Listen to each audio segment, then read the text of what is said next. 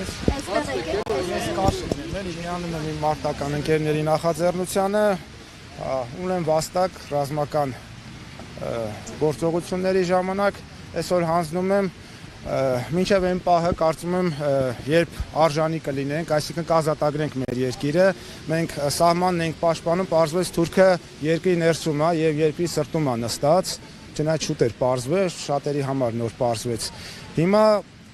կհանձնենք մինչև այն պահը, երբ որ կազատագրենք մեր երկիրը եւ հետո կարժանանանք այս վաստակներին։ Այսքան Արման Մխիթարյան,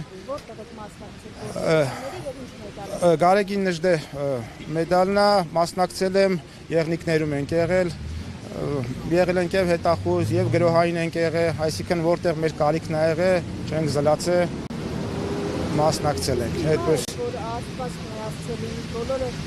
նորից կգնա, որովհետև անընդհատ ասում են, որ մենք կարծես թե այսպես է, զենքերը վայրդրած վիճակում ենք մեր հարությունը պատրաստ չի, եթե Աստված միացնի ինչ-որ բան լինի։ Տեսեք, բնականաբար, եթե խնդիր կա քո հարազատներին, քո ազգակիցներին պաշտպանելու, պետք է այդ խնդիրը լուծես։ Այլ հարց է, որ գիտակցում ես, որ թշնամին եւ թիկունքում է, եւ արջևում է, եւ ամենուր է։ Սա այլ խնդիր է, բայց եթե վտանգ կա, իհարկե պետք է պաշտպանես։ Թեկուզ գիտակցելով, որ շանսերը շատ չնչին են։ Ոչ թե նրա համար, որ մենք ենք թույլ, այլ նրա համար, որ ցանկացած պահի, ցանկացած կետից կարող է խնդիր ծագի։ Այսպես։